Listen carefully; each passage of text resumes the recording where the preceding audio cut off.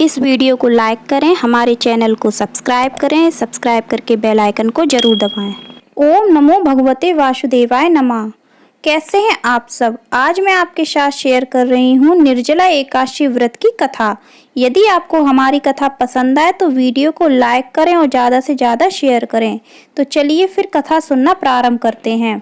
भीमसेन व्यास जी से कहने लगे कि हे पितामह, भ्राता युधिष्ठिर, माता कुंती, द्रौपदी, अर्जुन, नकुल और सहदेव आदि सब एकादशी का व्रत करने को कहते हैं, परंतु महाराज मैं उनसे कहता हूँ कि भाई, मैं भगवान की शक्ति पूजा आदि तो कर सकता हूँ, दान भी दे सकता हूँ, परंतु भोजन के बिना नहीं रह सकता।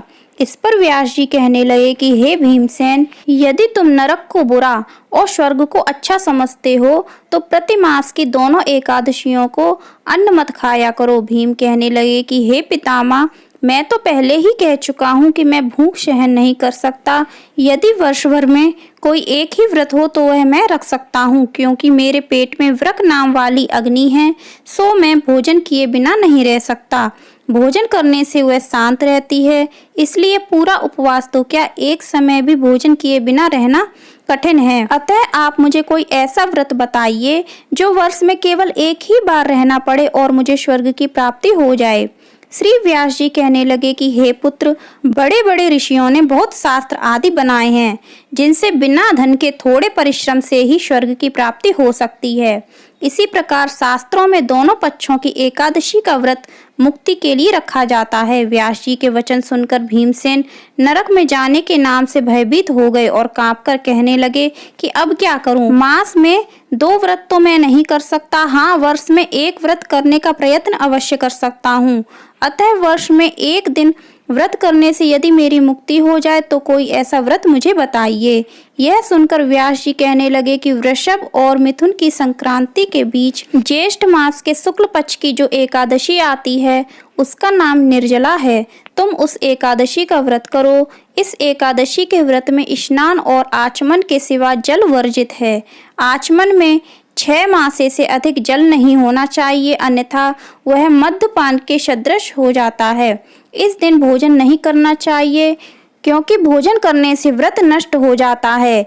यदि एकादशी को सूर्योदय से लेकर द्वादशी के सूर्योदय तक जल ग्रहण ना करें तो उसे सारी एकादशियों के व्रत का फल प्राप्त होता है। द्वादशी को सूर्योदय से पहले उठकर स्नान आदि करके ब्राह्मणों को दान आदि देना चाहिए।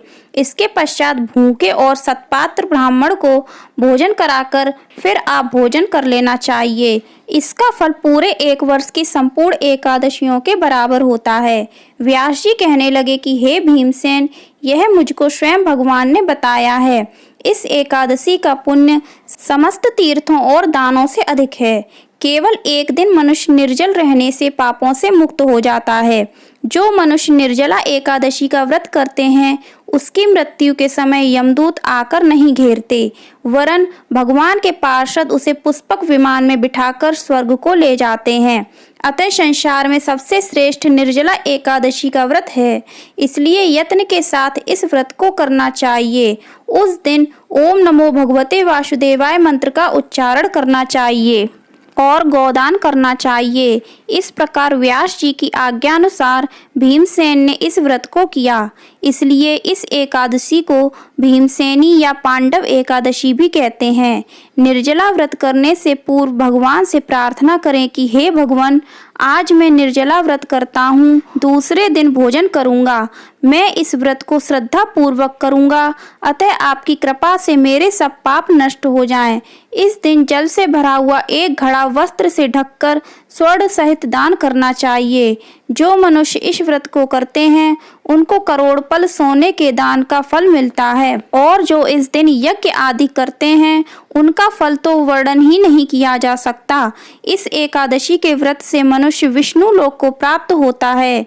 जो मनुष्य इस दिन अन्न खाता खाते हैं वे चांडाल के समान हैं, वे अंत में नरक में जाते हैं। जिसने निर्जला एकादशी का व्रत किया है वह चाहे ब्रह्म हत्यारा हो, मद्यपान करता हो, चोरी की हो या गुरु के साथ द्वेष किया हो, मगर इस व्रत के प्रभाव से स्वर्ग को जाता है। हे कुंती पुत्र, जो पुरुष या स्त्री श्रद्धा पूर्वक इस व्रत को करते हैं उन्हें अग्रलिखित कर्म करने चाहिए। प्रथम भगवान का पूजन, फिर गोदान, ब्राह्मणों को मिष्ठान व दक्षिणा देनी चाहिए तथा जल से भरे कलश का दान अवश्य करना चाहिए। निर्जला एकादशी के दिन अन्न, वस्त्र, उपाहन यानी जूती आदि का दान भी करना चाहिए। जो मनुष्य भक्ति पूर्वक इस कथा को पढ़ते या सुनते हैं उन्हें निश्चय ही स्वर्ग की प्राप्ति होती है। बोलिए ओम नमो भगवते वासुदेवाय नमः। फ्रेंड्स, आपको हमारी यह कथा कैसी लगी कमेंट करके ज़रूर बताइएगा। पसंद आई हो तो लाइक करिएगा और ज़्यादा से ज़्यादा अपने फैमिली, फ्रेंड्स और रिश्तेदारों में शेयर करिएगा। साथ ही हमारे चैनल को सब्सक्राइब भी करिएगा और बेल आइकन को भी